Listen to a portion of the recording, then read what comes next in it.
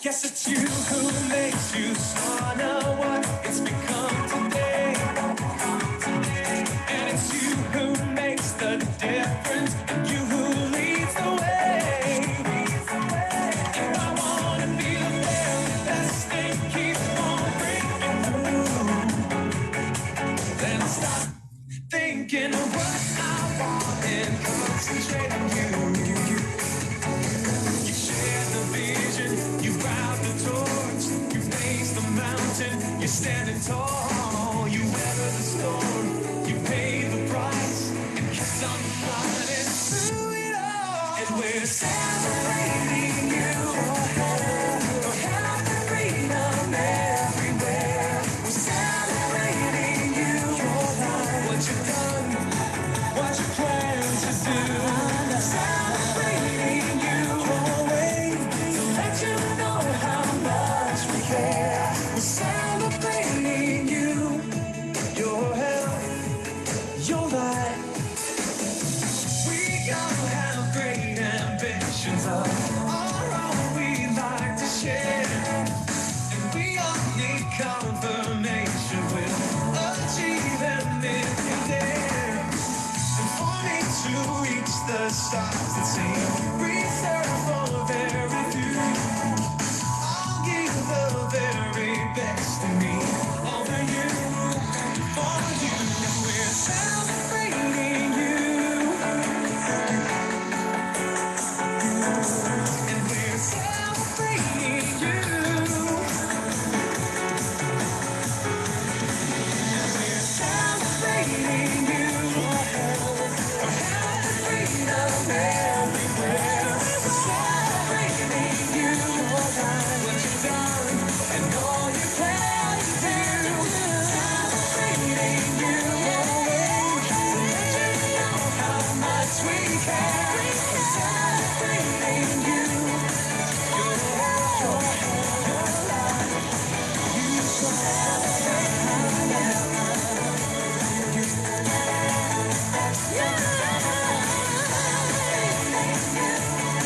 your life, you saw.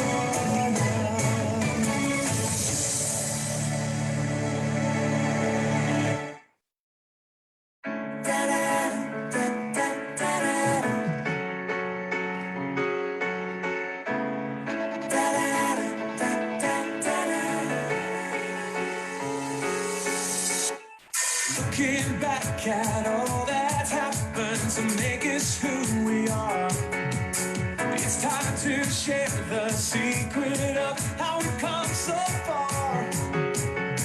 And the journey filled with joy and tears continues upward throughout the years. The underlying reason our dreams come true is that it's all because of you. You share the vision, you grab the torch, you face the mountain, you're standing tall, you weather the storm, you paid the price, you kept on climbing through it all. Yes, we're celebrating you, your health, our health and freedom everywhere. We're celebrating you, your life, what you've done, what you plan to do. Celebrating you, your way, to let you know how much we care. Celebrating you, your health, your life, you.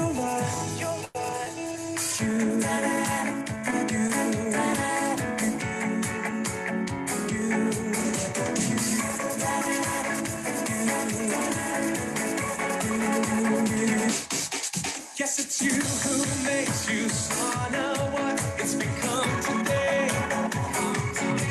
And it's you who makes the difference, and you who leads the way. Hello. Hi, good evening, everyone. It's great to see everyone with me online right now. So as I'm actually pretty new to this company, so I believe that a lot of you have actually not seen me before.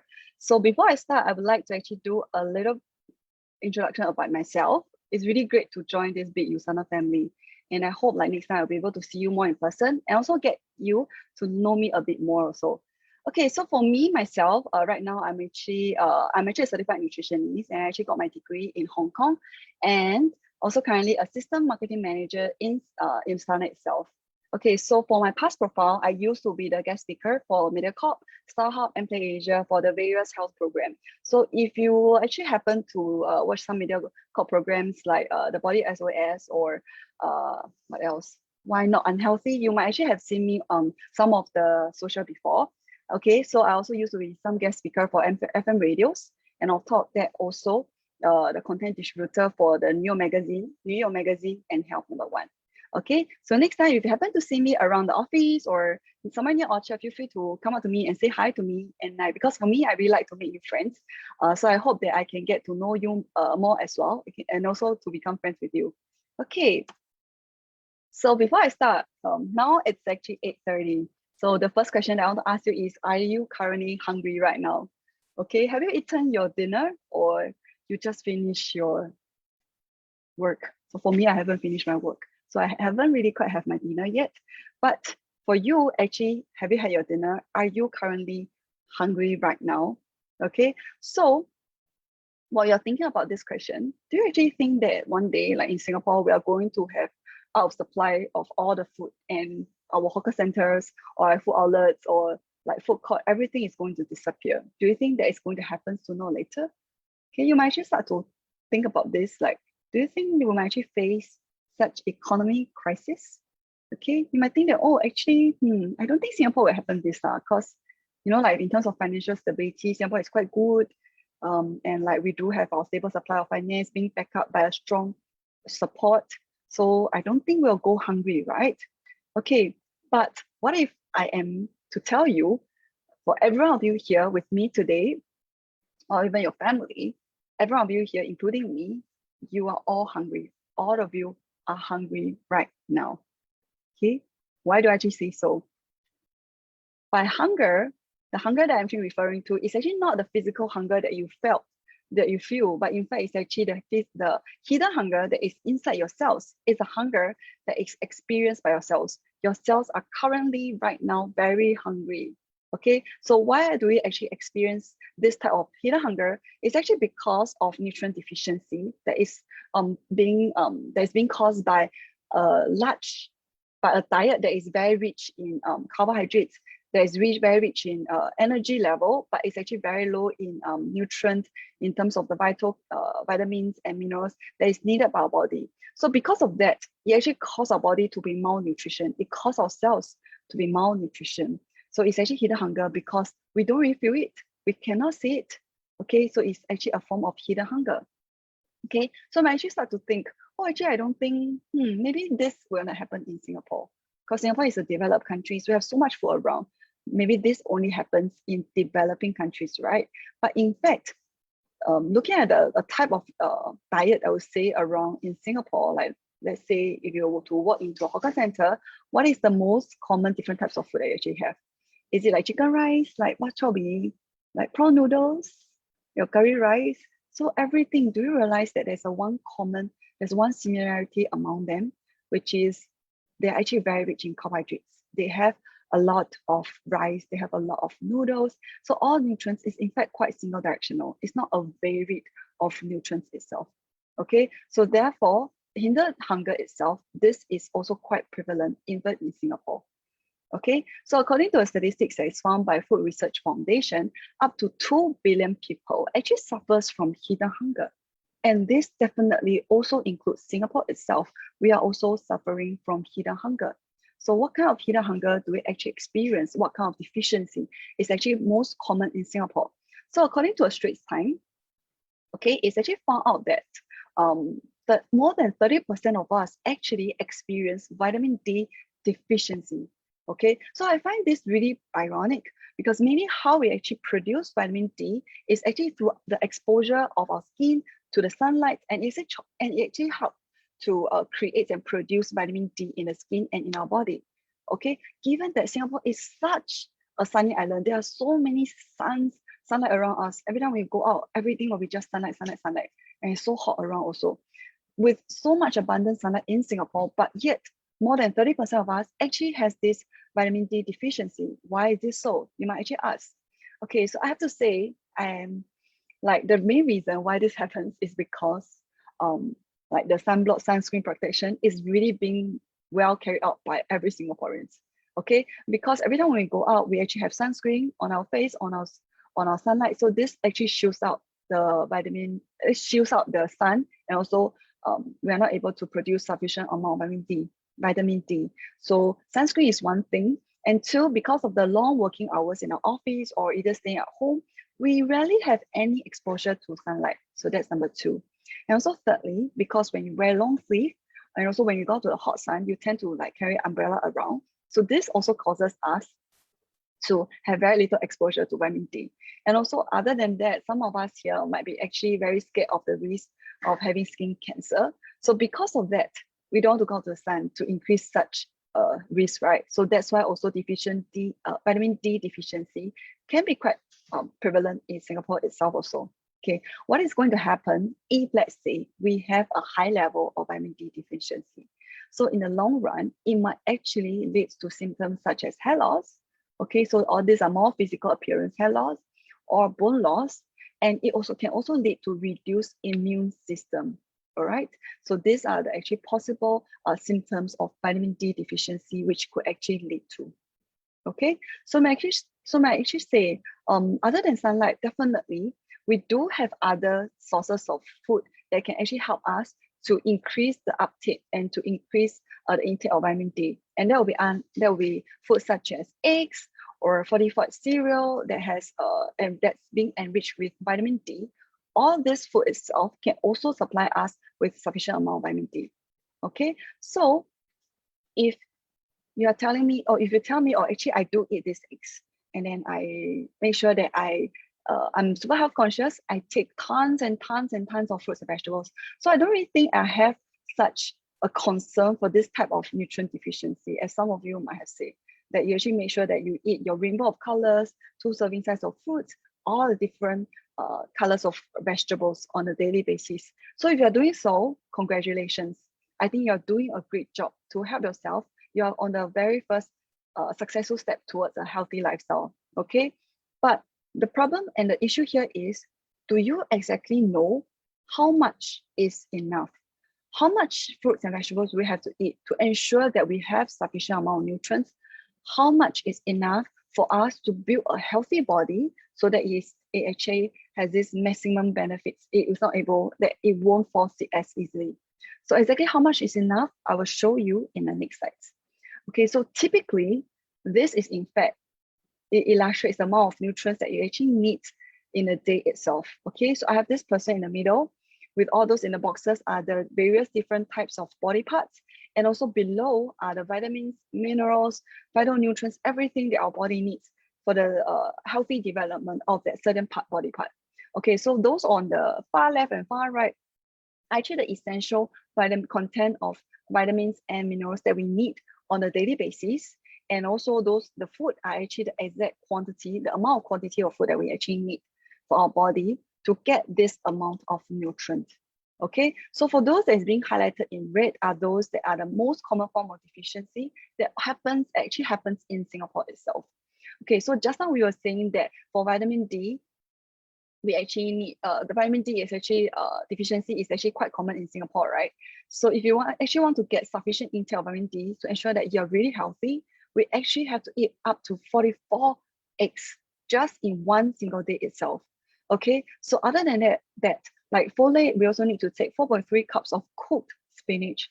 So for this amount, if you were to convert them into raw spinach, it's actually equivalent to 8 cups of spinach. So imagine you have to eat another 5 chicken breasts just to get your zinc intake. So this is exactly the total full amount of nutrients that you need. And not to mention, I have not included all the vitamins and minerals that is essential for our body's development. There's still some that is too cramped. I couldn't like put them all together. Okay, so imagine the amount of food that we need to eat is actually in fact far more than you have seen on the screen itself.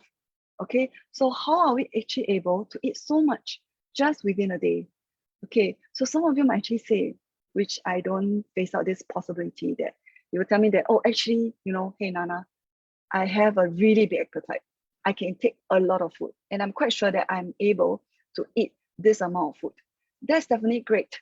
If let's say you can eat this amount of food, it's awesome that you can get all the nutrients that you need. But the downside of such a huge amount of food intake is potentially it can actually pose a burden in your digestive system. All right. So it can also cause you to have increased risk of obesity. You actually tend to gain weight as you get older in the long run, even though if you don't feel it now. Okay. So another thing also to consider is how do we actually make sure that for all the food that we have, do they actually come from reliable sources? Are they actually safe for consumption? Okay. So because we all know that like the pollution in around the world, globally, or even in Singapore, is actually quite serious. Okay, which leads us to having to discount the nutrient level in actually the animals or like in the food itself. So taking for example, fish has a pretty high mercury intake. Okay, and that's because actually our earth crust itself, it has this high mercury level. And also like from industrial discharge with this toxic heavy metal, they actually easily dissolve in water, which will all be consumed by the fishes. Okay, so especially for bigger fish like grouper, like tuna, all these bigger fish, they tend to have a higher level of mercury because they actually eat so much small fishes that their body so fast, so quickly that their body is not able to excrete the mercury in time, or not a lot will be excreted out. Okay, because they're being greedy. Okay, so imagine if you were to eat this fish, then the mercury might be actually passed on to us. Okay, so secondly, for the fish, they also tend to contain antibiotics, especially farmed fish like salmon. Okay, so nowadays because we are depleting the ocean's resources, so that's why like a lot of the fish like salmon, they are being farmed also due to the large demand. Okay, but because they are actually all being reared and they all live in a very small pen, in a very small space, they're all crammed up together. So that actually makes the water very dirty, and diseases, parasites, bacteria, viruses, everything tend to spread around very easily. Okay, and because of that, the fish tend to fall sick. So that's why like farmers and people who rear the fish will add like antibiotics just to keep them healthy, okay, to keep them alive.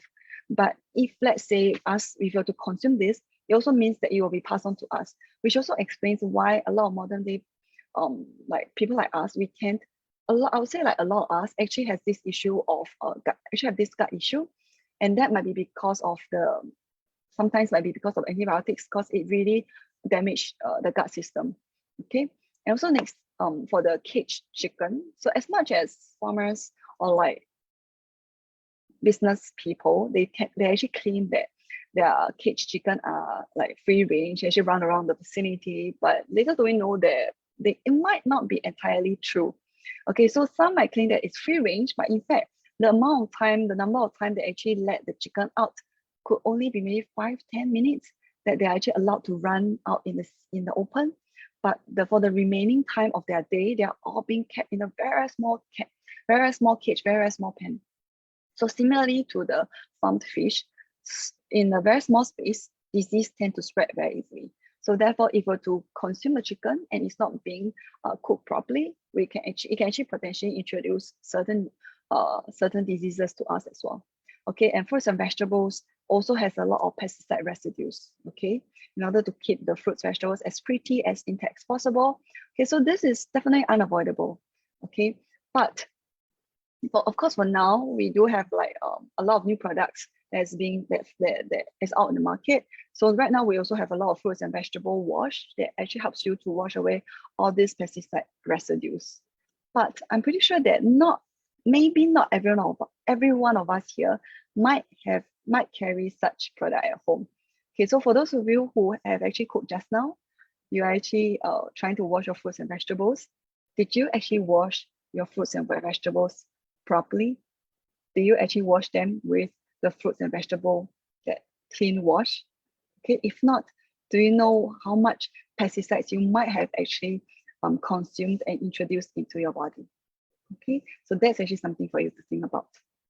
Okay, so just now I talked about all those various forms of pollutants like pesticides.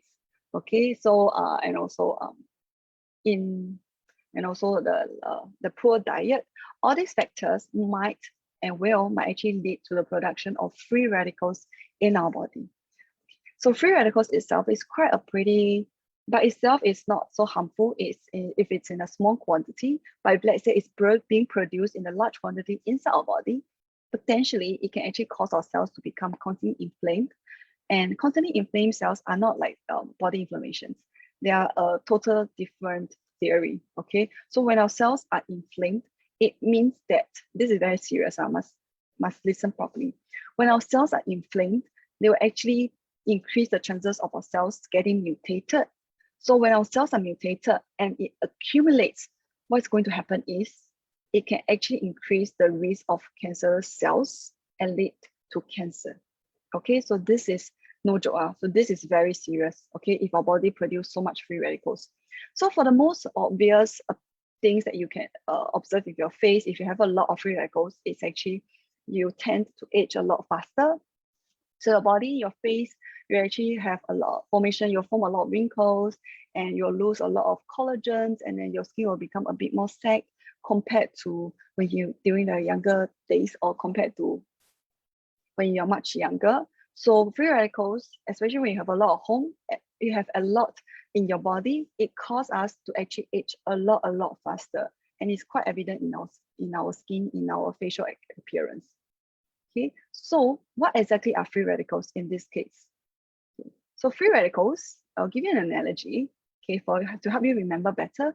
Just imagine free radicals, they're just like zombies, okay? If you have watched any like zombie drama or zombie movie before, you will see that actually for the zombie, right, once one of the human is turned into a zombie because of their being infected, straight away they will actually start to attack another healthy human and bite them and turn them into another zombie. And then this newly turned zombie, they will be hungry for healthy humans. So they are scavenging, always looking for healthy humans. And that's the time where they will start to hunt for any healthy humans and pass infection to them. And so within a short period of time, you realize that like straight away, a lot of healthy humans will actually be turned into zombie within a very short period of time. Okay, so similarly, this also happens to our cells, to our free radicals. So imagine free radical, they're actually just like zombie, except that they don't bite. But what they do is they actually snatch, they are like scavenger, they really snatch away the electron from the healthy cells. Okay, so once they snatch it away, this healthy cell itself will be turned into a free radical. Okay, so this makes it become highly reactive. All free radicals are reactive. They will be actively seeking for healthy cells just to turn them into free radicals. So this sets off a chain of reaction. Okay, so straight away your body will actually produce lots and lots of free radicals. So this is what actually happens when your body has a lot of free radicals. So how do we actually get all these free radicals? Okay, in fact, we are actually all being constantly exposed to free radicals. And I will tell you a short story on how we are actually being exposed to all these I'll say harmful like molecules. Okay, so imagine like if let's say today you actually want to go to the food court opposite or the hawker center opposite to get some nice food. And once you step out of the office and you go out in the sun, the exposure of you to the UV ray, the UV itself actually produces a lot of free radicals already. So straight away your body will actually take in a lot of free radicals. And then slowly you walk to the hawker center. So you walk around the vicinity, walk around the area, or from store to stores, try to think about, which food should I get? Should I get the lor mee or should I get the chicken rice? Just this process of thinking of what food to get, it actually creates stress in your body, and stress creates free radicals. Okay, as little as it can be, but it's still stress and also free radicals. Okay, so afterwards, after you dabao, you pack your food, and then you're going back, you want to go back to the office. So you'll pass by the traffic. For the car fumes, the waste car fumes actually comes out from the car itself, also produce free radicals. And then you pass by people who actually smokes. The second-hand smoking that you smell also produce free radicals. Okay, so finally you go back to the office. The office is a lot more cleaner, so you want to get a deep breath. You want to breathe in. You want to get a lot of fresh air. Simply this action of deep breathing will cause you to actually produce a lot of free radicals. Okay, so just this simple process of buying your chicken rice, buying your lunch will actually cause your body to produce such a huge amount of free radicals. So that's also the reason why we always say free radicals are simply everywhere. So life is difficult, right? I feel so too. Okay, but does that mean that we don't have any savior, we don't have any solution to this one? Of course, it does. Okay, so as shown, like just now, you might have seen like the diagram previously. There's actually an antioxidant. It actually helps us to neutralize our free radicals. So what it does is it helps to donate one electron back to the free radicals and convert them into healthy cells. So as long as your body, you have a lot of antioxidant, a lot of all these free radicals in your body will actually all be neutralized into healthy cells. So the solution is get abundance, get lots and lots and lots of antioxidant. Okay, so most of the antioxidant actually comes from our fruits and vegetables, or like garlic, like food like what else, like even green tea, carrots, all these are very strong antioxidants. So long as you make sure that your diet, you incorporate all these rich sources of fruits and vegetables, definitely you will have a certain level of antioxidant. But most of the time, are we actually really making the right food choices? So just think back yesterday's diet or like 2 days before. What did you actually have for your meal? Do you actually have your veggies, your greens, or you actually had your fast food, fried chicken, fries, pizza, or any high fat, high sugary food? Okay, so most of the time, are we exactly making the right food choices? Maybe in Singapore itself, not saying everyone, but because there are so many different types of food temptations. Like even in Hawker itself, I would say that a lot of the food choices that we actually have around us, they don't really offer very balanced meal choices. Okay, so which also lead us to not being able to make a lot of right food choices. So this is actually happens to be one of the restrictions. Okay, and because of that, it's actually found out that according to CBS News, poor diet actually leads 1 in 5 deaths around the world. So it also means that for every one of you in front of the screen, okay, so if you have 5 members in your house in any way, okay, among 5 of you, 1 will actually die because of a poor diet. So this is actually a pretty serious statistics. And because and what makes it worse is even this unhealthy diet itself, it actually kills more people than tobacco and high blood pressure.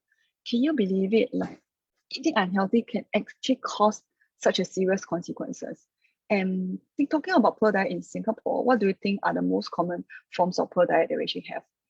Okay, maybe you'll say about like we have high fat, we have high sugar, we have high sodium diet. So in fact, we actually have all these 3 high dietary habits, which also lead to high prevalence of 3 high in Singapore.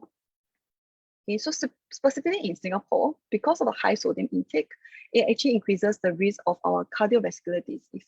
Okay, so according to 2017 Global Burden of Disease Study, it's actually found out that stroke is the 4th leading cause of death in Singapore and also the 3rd leading cause of disease burden. So this actually imposes a lot of financial burden on us.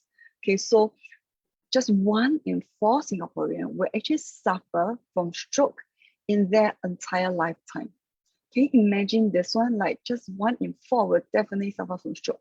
So for some of you might say, oh, actually this is quite far away from me because I'm still young. So I don't think it happened to me.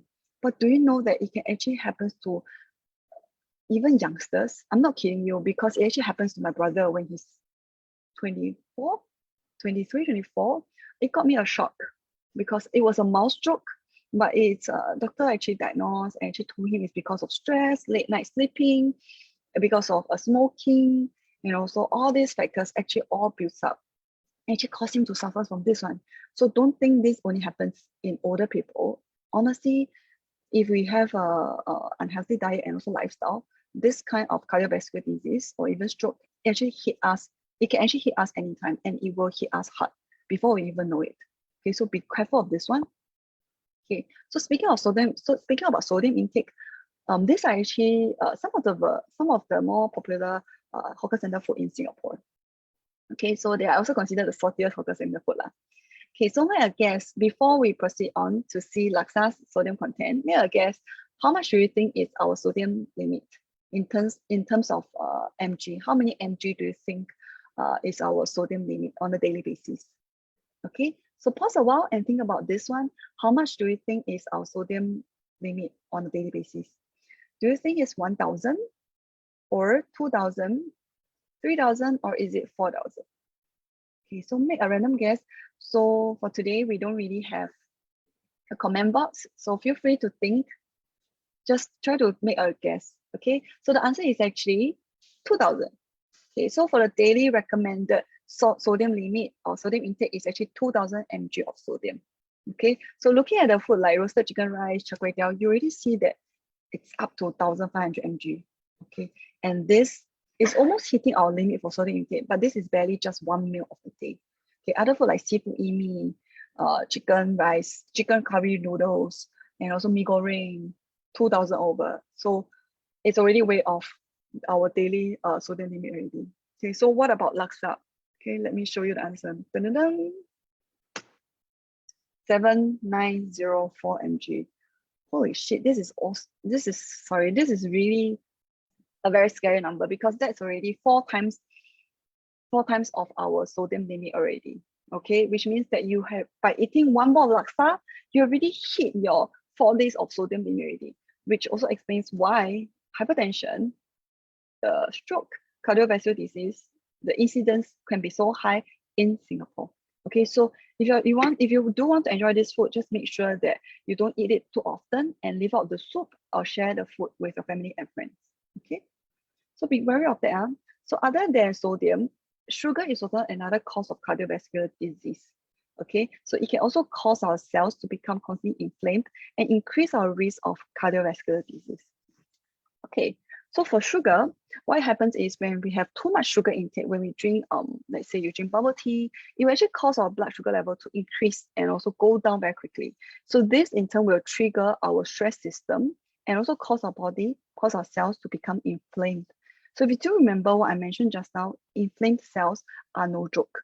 Okay, but in this case, inflamed cells can also lead to increased risk of cardiovascular disease. Okay, so that's the thing about sugar. But in Singapore, the amount of sugar intake is also very high.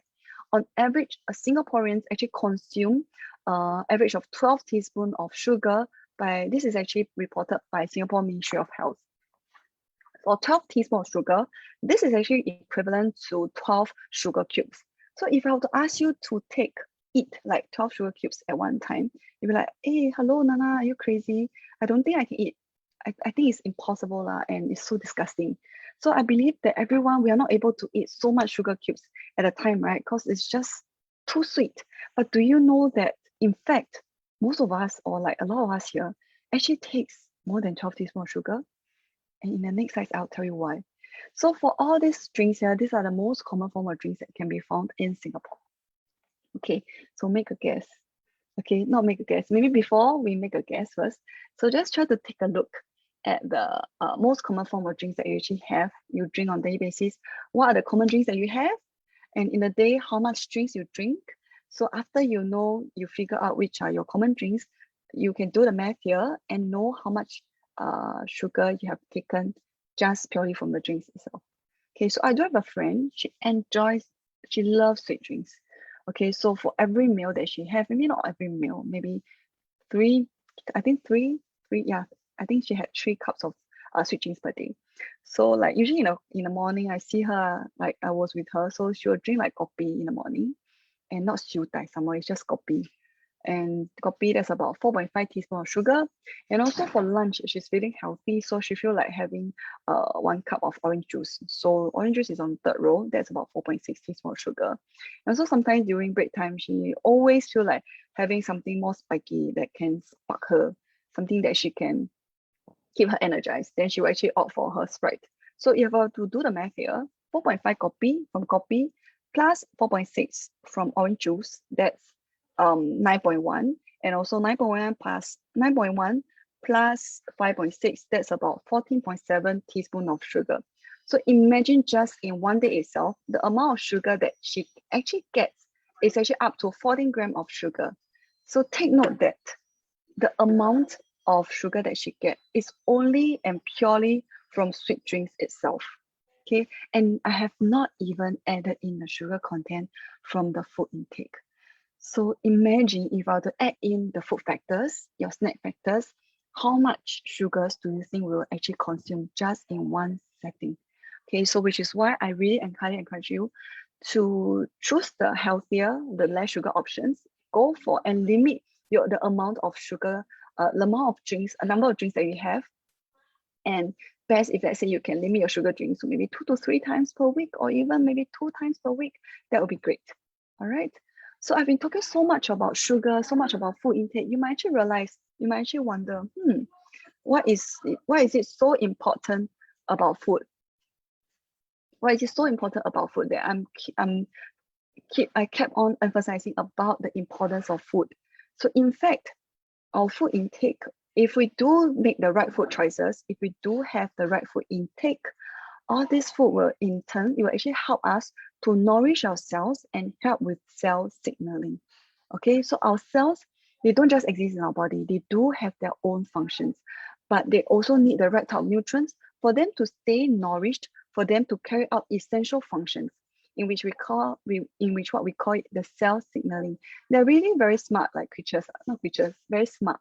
They actually communicate with each other. They pass on message to each other. And all this message actually allows us to carry out very essential body functions, such as regulating of our body's pH temperature, such as regulating our pH temperature is one thing, contraction of muscles, and also renewal of energy. Everything needs cell signaling.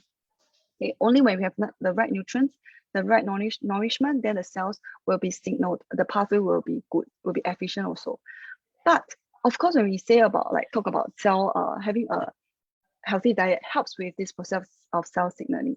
But there are also some factors that is uncontrollable that will actually cause to ineffective or lead to slowing down of this process. A few factors such as aging, because we age for sure.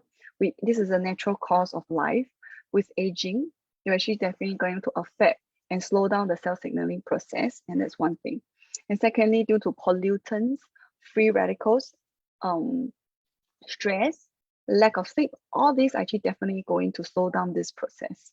Okay, so because of this one, other than making sure that we have a sufficient, a balanced meal to keep the most optimum health of our cells, it's also very important that we have an external support, external nourishment from supplementation itself to help and keep and optimizing the functions of our cells to keep it healthy and to keep it really well nourished.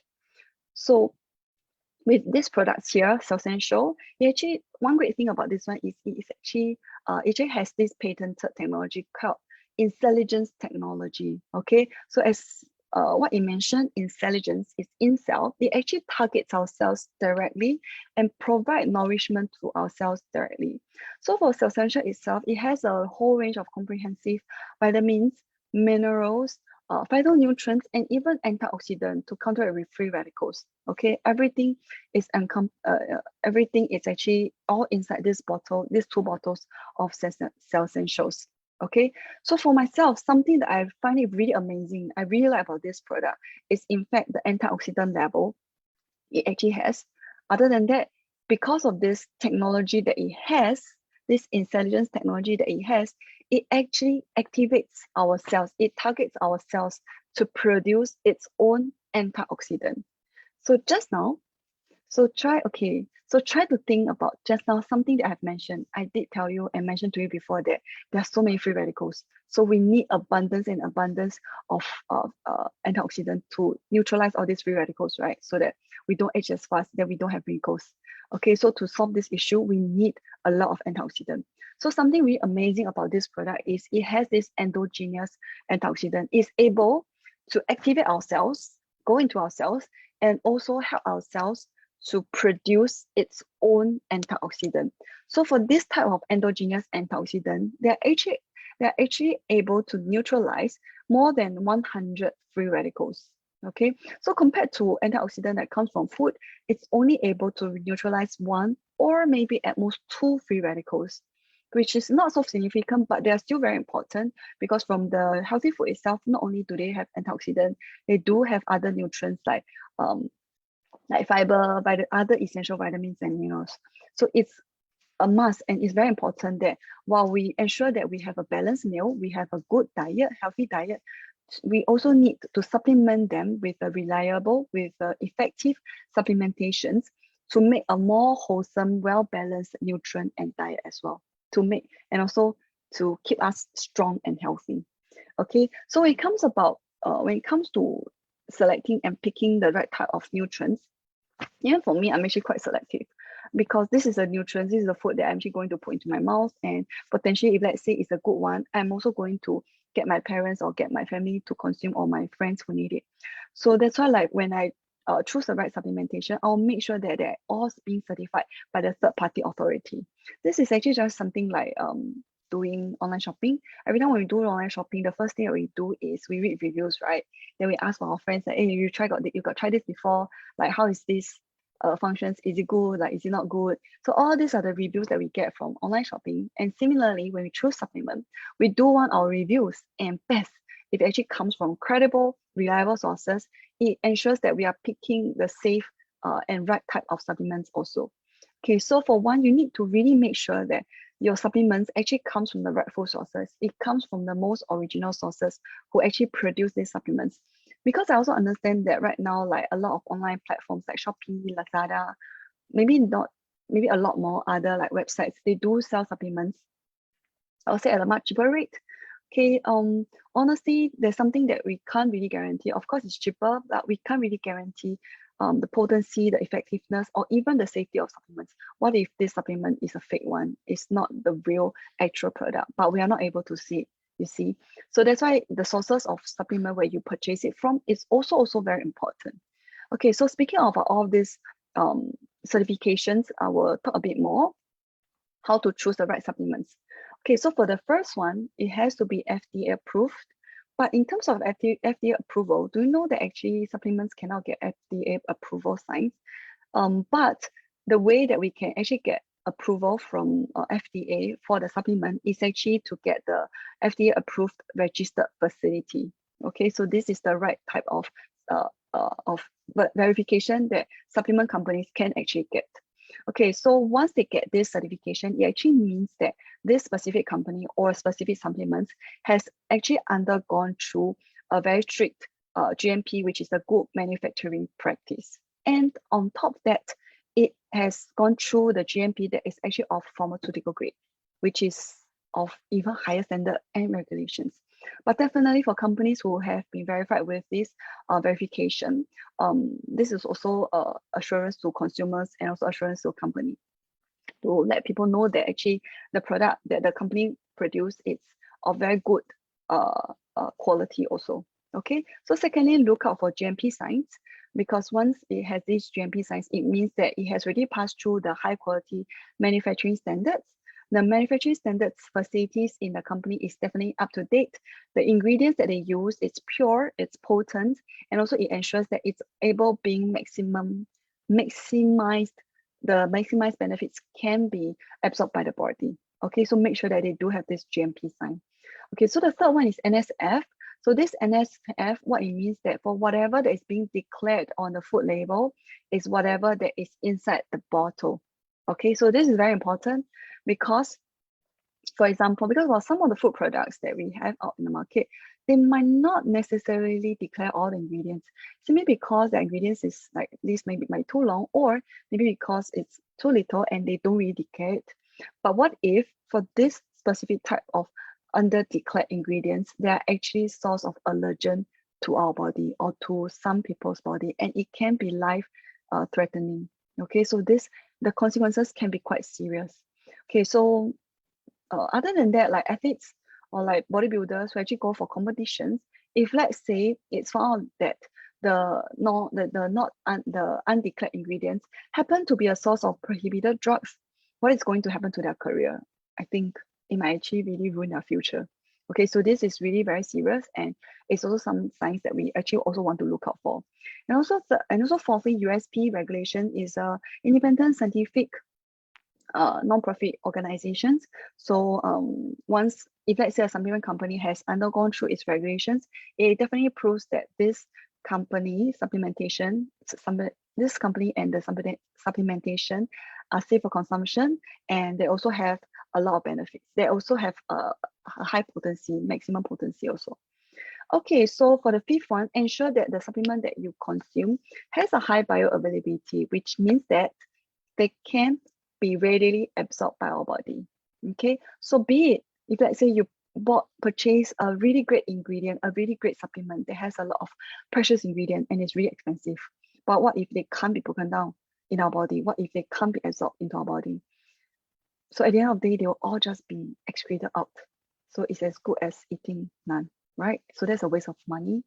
And yeah, seriously, it's a waste of money also. So ensure that the supplement has a high bioavailability. And also lastly, scientifically proven formula.